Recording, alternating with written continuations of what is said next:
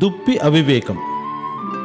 ఓ దుప్పికి బాగా దాహం వేసి అది నీటిని తాగడానికి ఓ కాలువ వద్దకు వచ్చింది. అది తాగడానికి నీటిలో తల వంచగా తన ప్రతిబింబం కనిపించింది. తన సుందరమైన కొమ్ముల్ని చూసుకొని ఇలా అనుకుంది, ఆహా, ఎంత అందమైన కొమ్ములు నావి. మెలికలు తిరిగి మెరిసే నా కొమ్ములు ఇంకెవరికీ లేవు.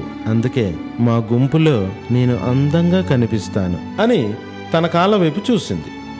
శుభ్రత లేని ఆ కాళ్ళు నల్లగా దుమ్ముతో నిండిపోయి ఉన్నాయి. అప్పుడు అనుకుంది, అయినా ఏం పర్వాలేదు, నాకు అందమైన కొమ్ములున్నాయి కదా అంటూ నీటిలోని తన కొమ్ములకేసి పదే పదే చూసుకుంటుండగా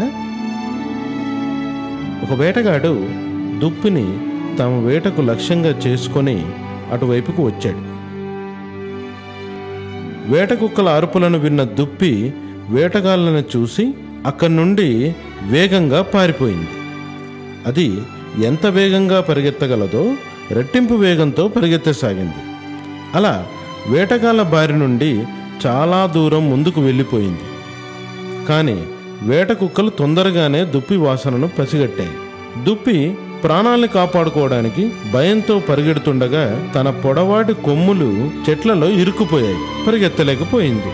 దాంతో వేటగాడు బాణంతో దుప్పిని చంపివేశాడు. శుభ్రత లేని కాళ్ళు తన ప్రాణాల్ని కాపాడుకోవడానికి ఎంతగానో ఉపయోగపడ్డాయి. కానీ సుందరమైనవిగా భావించిన కొమ్ములు తన చావుకు కారణమయ్యాయి. ఇందులో నీతి, అందంగా ఉన్న కొమ్ముల కన్నా ఉపయోగకరమైన పాదాలే మిన్న. దుప్పి అవివేకం.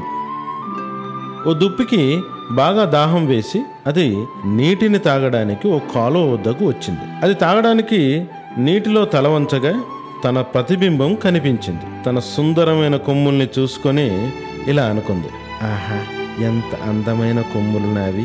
మెలికలు తిరిగి మెరిసే నా కొమ్ములు ఇంకెవరికీ లేవు. అందుకే మా గుంపులో నేను అందంగా కనిపిస్తాను అని తన కాళ్ళ వైపు చూసింది.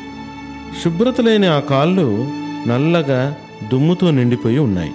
అప్పుడు అనుకుంది, అయినా ఏం పర్వాలేదు, నాకు అందమైన కొమ్ములున్నాయి కదా అంటూ నీటిలోని తన కొమ్ములకేసి పదే పదే చూసుకుంటుండగా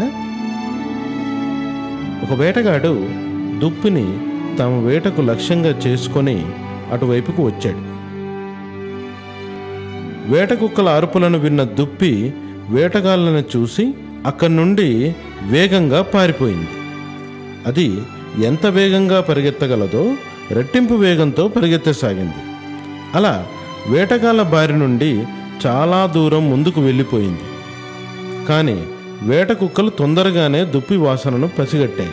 దుప్పి ప్రాణాలను కాపాడుకోవడానికి భయంతో పరిగెడుతుండగా తన పొడవాటి కొమ్ములు చెట్లలో ఇరుక్కుపోయాయి. పరిగెత్తలేకపోయింది.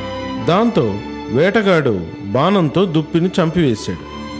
శుభ్రత లేని కాళ్ళు తన ప్రాణాల్ని కాపాడుకోవడానికి ఎంతగానో ఉపయోగపడ్డాయి. కానీ సుందరమైనవిగా భావించిన కొమ్ములు తన చావుకు కారణమయ్యాయి. ఇందులో నీతి, అందంగా ఉన్న కొమ్ముల కన్నా ఉపయోగకరమైన పాదాలే మిన్న.